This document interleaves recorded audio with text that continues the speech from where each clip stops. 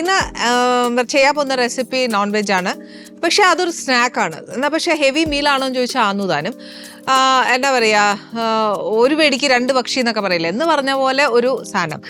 ഡിന്നറാക്കാം, ഇതിൻ്റെ കൂടെ കുറേ വെജിറ്റബിൾസ് കഴിക്കാം, അങ്ങനെയൊക്കെ ചെയ്യാം. ഇതൊരു മലബാർ ഡിഷാണ്. ഇതിൻ്റെ പേര് വേറെ ഒന്നുമല്ല, അതിശയപ്പത്തിരിയ. അത് ശരിക്കും ഒത്തിരി ഹെവി ആണോ എന്ന് ചോദിച്ചാൽ കുറച്ച് ഹെവിയാണ്. ചിക്കനും മൈദാ ദോശയും എല്ലാം കൂടെ ചേർന്നിട്ട് വരുന്ന ഒരു ഹെവി സ്നാക്കാണ്. അത് ശരിക്കും നോയമ്പ് തുറക്കുന്ന സമയത്തൊക്കെ അവരുണ്ടാക്കുന്നതാണ്. പക്ഷെ എന്നാലും ഞാൻ വിചാരിച്ചു നമ്മുടെ പ്രേക്ഷകർക്കും കൂടെ ഒന്ന് കാണിക്കാം. ഇത് ശരിക്കും പറഞ്ഞാൽ ചില ബേക്കറീസുകളൊക്കെ കിട്ടാറുണ്ട്. പക്ഷെ എന്നാൽ നമ്മുടെ വീട്ടിലുണ്ടാക്കുമ്പോൾ നമുക്ക് വയറ് നിറച്ച് കഴിക്കാൻ പറ്റും. അപ്പം അതെങ്ങനെയാണ് ചെയ്യുന്നതെന്ന് വെച്ചാൽ അതിൻ്റെ ഇൻഗ്രീഡിയൻസ് ഒക്കെ പ്രത്യേകിച്ച് വലിയ വെളിയിൽ നിന്ന് മേടിച്ചുകൊണ്ട് വരികയോ അങ്ങനത്തെ കാര്യങ്ങളൊന്നുമില്ല. നമ്മൾ ഈ ഇടയ്ക്കായിട്ട് കുറച്ച് നാടൻ വിഭവങ്ങളാണ് ചെയ്യുന്നത്. അതേപോലെ ഒരു മലബാറിയൻ നാടൻ ഡിഷ് തന്നെയാണ് ഈ അതിശയപ്പത്തിരി. നമുക്ക് അതൊന്ന് എങ്ങനെയാണ് ഉണ്ടാക്കുന്നത് നോക്കാം. ഉണ്ടാക്കാൻ എങ്ങനെയാണെന്ന് അറിയണമെങ്കിൽ അതിൻ്റെ ഇൻഗ്രീഡിയൻസ് അറിയണം അല്ലേ. അപ്പം നമ്മൾ ഇതിന് വേണ്ടിയ സാധനം എന്നാന്ന് വെച്ചാൽ കുറച്ച് ചിക്കനാ, ബോൺലെസ് ആ വേണ്ടിയത്.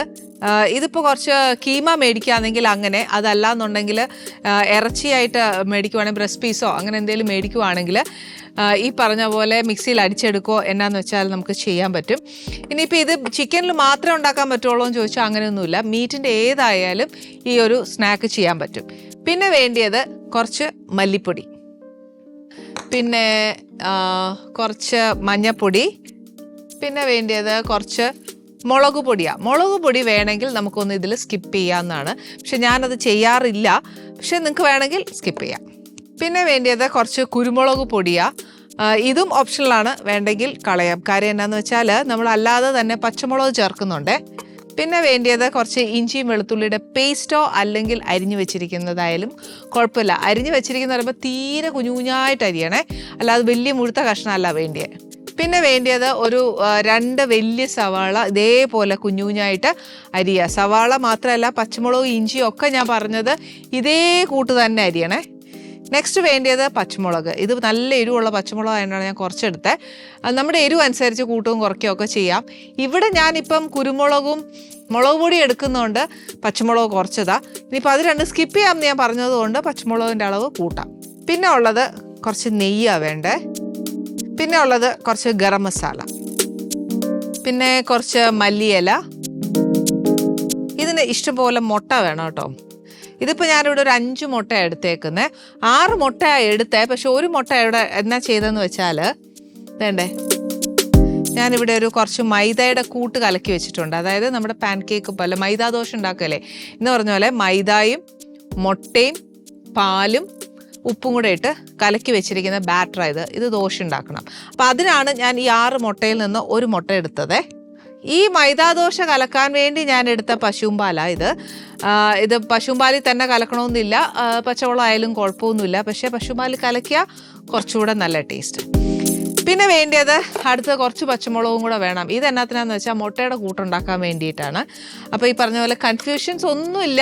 പിന്നെ ഇതിൻ്റെ അകത്ത് അലങ്കാര വസ്തുക്കളാണ് ഈ പറഞ്ഞ പോലെ കുറച്ച് കാഷ്യൂനട്ട് വേണം.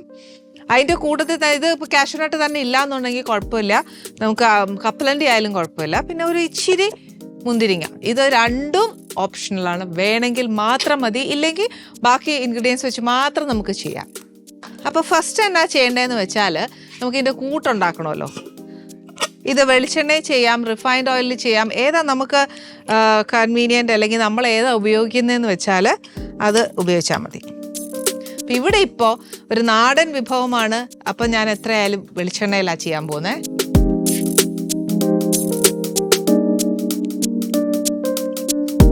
ഇനി എണ്ണ നല്ലതായിട്ടൊന്ന് ചൂടായി കഴിഞ്ഞാൽ ഓരോന്നായിട്ട് ചേർക്കാം. ദാറ്റ് ഇസ് ഫസ്റ്റ് ഉള്ളി, പച്ചമുളക്, ഇഞ്ചി, വെളുത്തുള്ളി ഒക്കെ അങ്ങനെ 1 by 1 ആയിട്ട് ചേർത്ത് നല്ലതായിട്ട് വഴറ്റി ഈ പറഞ്ഞ പോലെ ചിക്കനും ഇതിനകത്തോട്ടിട്ട് പൊടികളും എല്ലാം ഇട്ട് വഴറ്റി നല്ല വെള്ളം ഫുൾ വറ്റിയിട്ട് മുരിച്ചെടുക്കുകയല്ലേ എന്ന് പറഞ്ഞ പോലെ ചെയ്യണം. മുരിച്ചെടുക്കുക അല്ലെന്നുണ്ടെങ്കിൽ ചെറിയതായിട്ടൊന്ന് മുരിച്ചെടുത്താൽ മതി എന്നുണ്ടെങ്കിൽ അതൊക്കെ നമ്മുടെ ഇഷ്ടമാണ്. ഒത്തിരി ഡ്രൈ ആവുന്നതും ഡ്രൈ ആവേണ്ടാത്തതും ഒക്കെ നമ്മുടെ ടേസ്റ്റ് അനുസരിച്ച്. ഇവിടെ ഇപ്പം ഞാൻ ഭയങ്കര ഡ്രൈ ആക്കുകയല്ല, എന്നാൽ ഡ്രൈ ആക്കുകയും ചെയ്യും. അങ്ങനെ ചെയ്യാൻ പോണേ. ഫസ്റ്റ് ഞാൻ ആ ഉള്ളി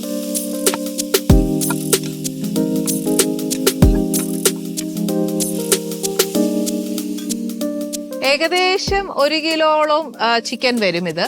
അപ്പൊ എന്നാന്ന് വെച്ചാൽ ഒരു 1.5 ടീസ്പൂൺ ഇഞ്ചിയും വെളുത്തുള്ളിയാണ് നമ്മുടെ കണക്ക്. 1.5 ടീസ്പൂൺ ഇഞ്ചിയും 1.5 ടീസ്പൂൺ വെളുത്തുള്ളിയും, ഇതാണ് നമ്മുടെ കണക്ക്. പക്ഷേ ഇത് മേടിച്ച പേസ്റ്റ് ആയതുകൊണ്ട് ഞാൻ അത്ര ഇടത്തില്ല, ഒരു 3/4 ടീസ്പൂണേ ഇടത്തുള്ളേ. Straight half. ഇനിയിപ്പോ അഥവാ വെളിച്ചെണ്ണയിൽ ഉണ്ടാക്കാൻ ഇഷ്ടമല്ല എന്നുണ്ടെങ്കിൽ ഇത് ഇച്ചിരി നെയ്യോട് ഒഴിക്കുന്നതുകൊണ്ട് തെറ്റൊന്നുമില്ല. പക്ഷേ ഞാൻ പറയുന്ന നെയ്യ് എപ്പോഴും ഞാൻ ഉപയോഗിക്കാൻ എടുത്ത എന്നാന്ന് വെച്ചാൽ മൈദാദോശ ചുട്ടെടുക്കാൻ വേണ്ടിയിട്ടാണ്. ഇതിന്റെ കൂട്ടത്തിൽ തന്നെ ഞാൻ ഇഞ്ചിയും വെളുത്തുള്ളി പേസ്റ്റ് ഇട്ടു. അതിന്റെ കൂടെ പച്ചമുളകും കൂടെ ചേർക്കാൻ പോവാം.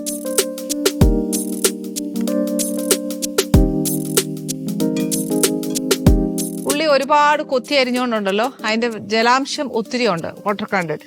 അതൊന്ന് ഇച്ചിരി പറ്റാനായിട്ട് സമയമെടുക്കും. ഇച്ചിരി ഒന്ന് വാടി വരാനും സമയമെടുക്കും. ഒരു എന്താ പറയാ, വാടി അങ്ങ് മുരിഞ്ഞൊന്നും വരണ്ട. ട്രാൻസ്ലൂസൻ, ട്രാൻസ്പെറന്റ് അങ്ങനെയൊക്കെ പറയല്ലേ, അത്രയും പോരാ. പക്ഷെ എന്നാലും ഒരു ഇച്ചിരി വേവണം. ഓക്കെ, അപ്പൊ നമ്മുടെ ഉള്ളി ഇങ്ങനെ മൊരിഞ്ഞു തുടങ്ങുക. ഈ സമയത്ത് നിങ്ങൾക്ക് ഞാൻ ചേർക്കാൻ പോകുന്നത് പൊടികൾ കംപ്ലീറ്റ് ആണ്, നല്ല ലോ ഫ്ലെയിമില്. ആദ്യം ഒരു ഇച്ചിരി മഞ്ഞപ്പൊടി. മുളക് പൊടി സ്കിപ്പ് ചെയ്യേണ്ടവർക്ക് അത് ചെയ്യാം, ഞാൻ ഇടുന്നില്ല, ഞാൻ ഇടുന്നേ ഉള്ളൂ. കുറച്ച് മല്ലിപ്പൊടി, കുറച്ച് കുരുമുളക് പൊടി. ഇതും സ്കിപ്പ് ചെയ്യണമെങ്കിൽ സ്കിപ്പ് ചെയ്യാം, മസ്റ്റ് അല്ല. ഇതിൻ്റെ കൂടെ കുറച്ച് ഗരം മസാല. ഇത് പൊടിച്ച് ചേർക്കുന്നതിനോടാണ് എനിക്ക് ഏറ്റവും താല്പര്യം. കാര്യം അതിന് നല്ലൊരു മണം. അല്ലാതെ നമ്മൾ പാക്കറ്റ് മേടിക്കുവാണെങ്കിലുണ്ടല്ലോ അതിനൊരു സുഖമില്ലാത്ത മണമാണ്. എനിക്കത് അതിൻ്റെ അരോമ ഇതും തമ്മിൽ നല്ല വ്യത്യാസമുണ്ട്. പിന്നെ എന്നാണെന്നറിയോ, ഇതിനകത്ത് നമുക്ക് ഇടേണ്ട സാധനങ്ങൾ എന്നാന്ന് വെച്ചാൽ എക്സ്ട്രാ നിങ്ങൾക്ക് ഇഷ്ടമാണെങ്കിൽ ഒരു തക്കാളി ചെറുതായിട്ടിടാം, അല്ലെങ്കിൽ ഒരു ക്യാപ്സിക്കം ചെറുതായിട്ടിടാം, ഉരുളക്കിഴങ്ങ് വേണമെങ്കിൽ ഇടാം. ഇതൊന്നും ഇടാതെ തന്നെ പ്യോർ ചിക്കനിലാണ് നമ്മളിതിപ്പോൾ വെക്കാൻ പോകുന്നത്. ഇനിയിപ്പം ഈ അരപ്പൊന്നൊരു ഇച്ചിരി മൂത്ത് കഴിഞ്ഞാൽ നമുക്ക് നെക്സ്റ്റ് ഞാൻ ചേർക്കാൻ പോകുന്നത് ചിക്കനാണ്. ഇനിയിപ്പോൾ അഥവാ ഞാനിപ്പോൾ ഈ ചേർത്തിരിക്കുന്ന പൊടികളൊന്നും പോരാ എന്ന് എനിക്ക് തോന്നുവാന്നേൽ ഞാൻ ഒരു ഇച്ചിരി അതിൻ്റെ അളവ് കൂട്ടുകയും ചെയ്യും. ഇപ്പം നമ്മൾ ചേർക്കുന്ന ചിക്കൻ്റെ അളവ് അനുസരിച്ച് നമ്മൾ ആ പൊടിയുടെ എണ്ണം ഒന്നുകൂടെ ഒന്ന് ശ്രദ്ധിച്ചോണം. ചിലപ്പോൾ ഞാൻ ഇപ്പം പറഞ്ഞ അളവായിരിക്കുമല്ല നമ്മൾ ചേർക്കുമ്പോൾ. ചേച്ചി പറഞ്ഞ ഇങ്ങനെയാണ്, ഞാൻ ചേർത്തത് ഇങ്ങനെയാണ്, ഇന്ന് കുറ്റം പറയാതിരിക്കാൻ വേണ്ടി പറഞ്ഞതാ. ചേർക്കുമ്പോൾ നമുക്കറിയാലോ, ഈ ഇറച്ചിക്ക് ഇത്രയും അങ്ങ് പോരാ, ഇന്ന് ഇച്ചിരി കൂടെ വേണം എന്ന് തോന്നിക്കഴിഞ്ഞാൽ ഈ സമയത്ത് ചേർക്കുന്നതുകൊണ്ട് തെറ്റൊന്നുമില്ല. കാര്യം എന്നാണെന്നറിയാമോ, നമ്മൾ ലാസ്റ്റ് തന്നെ ഒന്ന് ഡ്രൈ ആക്കുമല്ലേ, അന്നേരം ആ പച്ച കുത്തലിൻ്റെ ചുവയൊക്കെ അങ്ങ് മാറിക്കോളും. ഇത് പിന്നെ ഒത്തിരി സ്പൈസി അല്ല, ഒരു ചെറിയ സ്പൈസി ആവുന്നുള്ളൂ. ആക്കണമെങ്കിൽ പച്ചമുളകിന്റെ എണ്ണവും കൂട്ടണം, മുളക് പൊടിയുടെ, കുരുമുളകിന്റെ, ഇതിന്റെയൊക്കെ ഒരു അളവിന് വ്യത്യാസം വരുത്തുകയാണെങ്കിൽ ഇത് കുറച്ച് എരിവാക്കാം. എന്തായാലും ഉള്ളിയിൽ ചേർത്തിരിക്കുന്ന അത്രയും ഉപ്പ് പോരാ, ഇത് ഇത്രയും ചിക്കനകത്തോട്ട് പിടിക്കാൻ പോരാ, ഇതിനകത്ത് ഇച്ചിരി കൂടെ വേണം.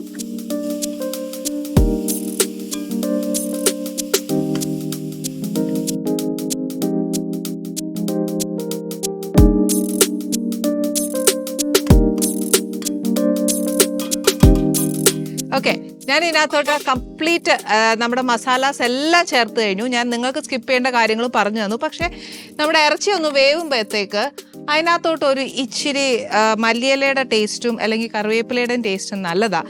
ഞാൻ ഇപ്പോൾ ഇവിടെ മല്ലിയില മാത്രമേ ഇടുന്നുള്ളൂ, കറിവേപ്പിലയും കൂടെ ഉണ്ടെങ്കിൽ ഇട്ടോളൂ, ഒരു കുഴപ്പമില്ല.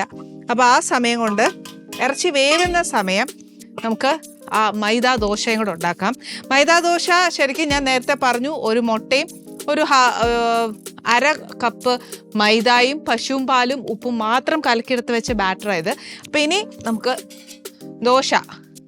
ദോശക്കല്ല് വെച്ചിട്ട് ദോശ ഉണ്ടാക്കാം. ഇനി എന്താ ചെയ്യേണ്ടതെന്ന് വെച്ചാൽ, ദോശയുടെ അളവ് എങ്ങനെയാണെന്ന് വെച്ചാൽ, ഇത് ദോശ ഉണ്ടാക്കി കൂട്ടുണ്ടാക്കിയിട്ട് എല്ലാം ഇതൊരു എന്താ പറയുക, ഒരു കേക്ക് ടിന്നില്ലേ, പണ്ട് നമ്മുടെ കേക്കൊക്കെ ഉണ്ടാക്കുമ്പോൾ ഒരു അലൂമിനിയത്തിൻ്റെ ഒരു കേക്ക് ടിന്നുണ്ടല്ലോ, ആ ഒരു കേക്ക് ടിന്നോ അല്ലെങ്കിൽ അതേ ഷേപ്പിലുള്ള ഏതെങ്കിലും ഒരു പാത്രം ഉണ്ടെങ്കിൽ നല്ലതായിട്ട് നെയ്യ് തൂത്തേച്ച് ഒന്ന് വയ്ക്കുവാണെങ്കിൽ നമ്മൾ ഡീമോൾഡ് ചെയ്യുമ്പോഴത്തേക്ക് അത് കറക്റ്റ് ഷേപ്പിന് വരും.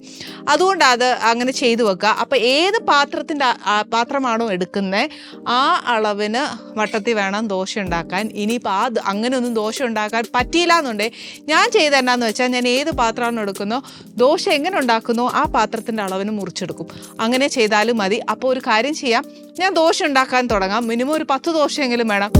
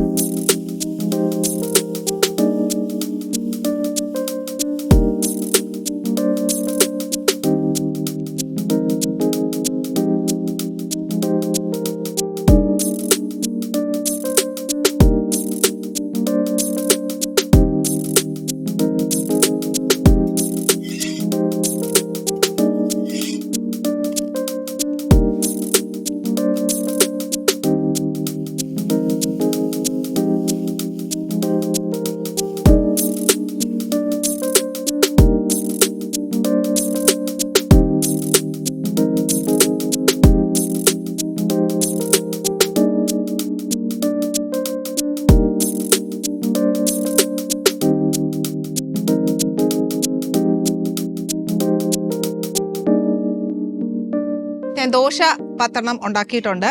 അതിൻ്റെ കൂടെ നമ്മൾ ചെയ്ത് വെച്ച ചിക്കൻ ഉണ്ടല്ലോ, ഇത്രയും ഞാൻ മൊരിച്ചിട്ടുള്ളൂ. ഇതിലപ്പുറം മൊരിക്കണം എന്നുണ്ടെങ്കിൽ നിങ്ങൾക്ക് ചെയ്യാം, ഒരു കുഴപ്പമില്ല. ഇനി പിന്നെ അടുത്ത കാര്യങ്ങൾ ചെയ്യാൻ എന്നാന്ന് വെച്ചാൽ നമുക്ക് ഈ ദോശയ്ക്കുള്ളൊരു കൂട്ടുണ്ടാക്കണം. അതെങ്ങനെയാന്ന് വെച്ചാൽ ഇത് ഏറ്റവും എളുപ്പം, ഇത് എനിക്ക് എളുപ്പമായിട്ട് തോന്നിയത് ഇങ്ങനെയാണ്. നേരത്തെ ഞാൻ പറഞ്ഞ പാത്രമില്ലേ, ഇതാണ് സാധനം. ഞാൻ ഈ അളവിന് ദോശ മുറിച്ചെടുത്തേക്കും. അതായത് നമ്മുടെ ഈ പാത്രത്തിനകത്ത് ഇങ്ങനെ കൊള്ളുന്ന പോലത്തെ ആ അളവിനാണ് ഞാൻ മുറിച്ചിരിക്കുന്നത്. ഇനി ഏത് പാത്രമാണ് നിങ്ങൾ എടുക്കുന്നതെന്ന് വെച്ചാൽ അങ്ങനെ. അപ്പോൾ ഫസ്റ്റ് എന്നാ ചെയ്യാൻ പോകുന്നതെന്ന് വെച്ചാൽ നമുക്ക് ഈ മുട്ടയുടെ ഒരു കൂട്ടുണ്ടാക്കണം. അതെങ്ങനെയാന്ന് വെച്ചാൽ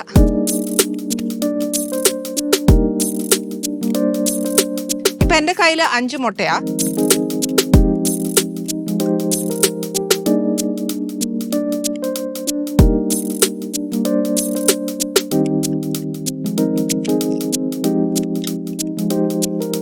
ഓക്കെ, മുട്ടയുടെ കൂടെ തന്നെ പച്ചമുളക് ഇതിൻ്റെ കൂടെ തന്നെ അടിക്കുക. അത് എരിവ് അനുസരിച്ച് നമുക്ക് ചേർത്താൽ മതി.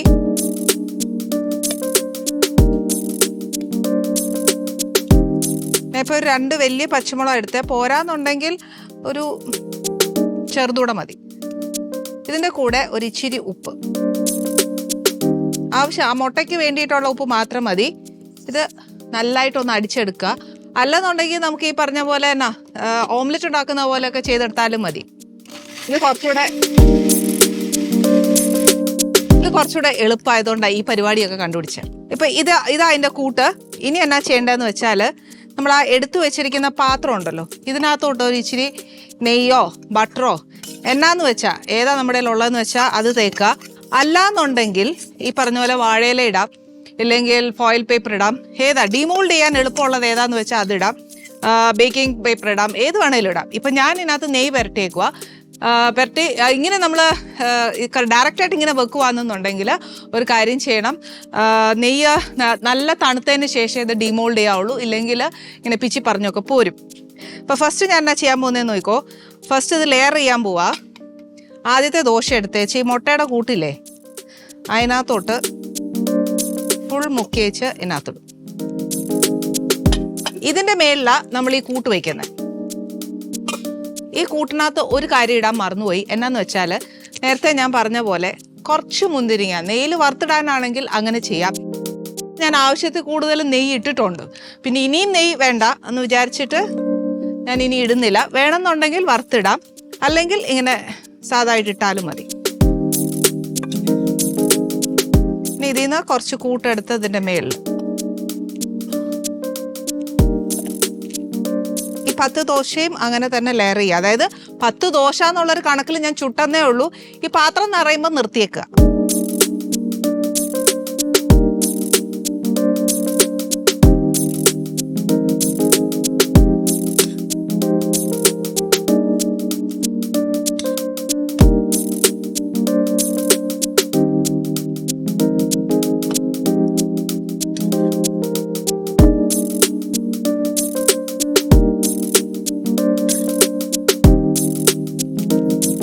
ഈ കുഞ്ഞി പാത്രത്തിനകത്ത് ഒരു 5 ദോശയെ കൊള്ളുന്നുള്ളൂ, മതി, ധാരാളം. ഇനി ചെയ്യാനുള്ള എന്നാന്ന് വെച്ചാൽ നമുക്ക് ബാക്കി കൂട്ടുണ്ടല്ലോ, നെക്സ്റ്റ് ലെയർ ഉണ്ടാക്കാം. ഇനി എന്നാ ചെയ്യേണ്ടതെന്ന് വെച്ചാൽ ഇതിൻ്റെ മേളിൽ ഡെക്കറേഷൻ വൈസ് നമുക്ക് അണ്ടിപ്പരിപ്പും മുന്തിരിങ്ങായും വെച്ച് കുറച്ച് മല്ലിയിലയൊക്കെ ഇടാം. അതിന് മുന്നേ ആയിട്ട് ബാക്കി വരുന്ന നമ്മുടെ മുട്ടയുടെ കൂട്ടുണ്ടല്ലോ ഇതിനകത്തോട്ട് നമ്മൾ ഒഴിക്കുക. ആ സൈഡിലോട്ടൊക്കെ ആ മുട്ടയുടെ കൂട്ട് അകത്തോട്ട് ചെന്നാലേ ഇത് bind ആവത്തുള്ളൂ.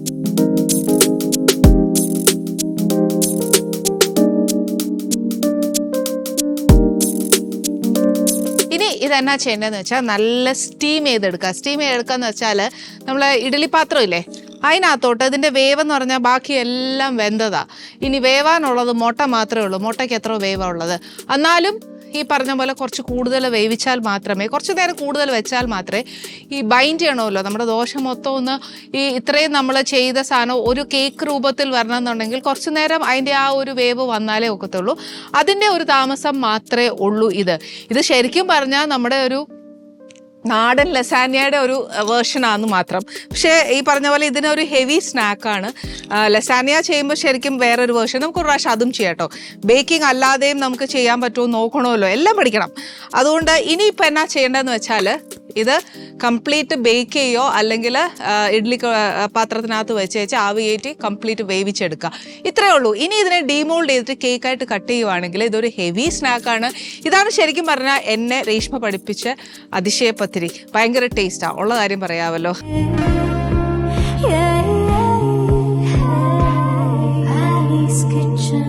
Let's cook with love.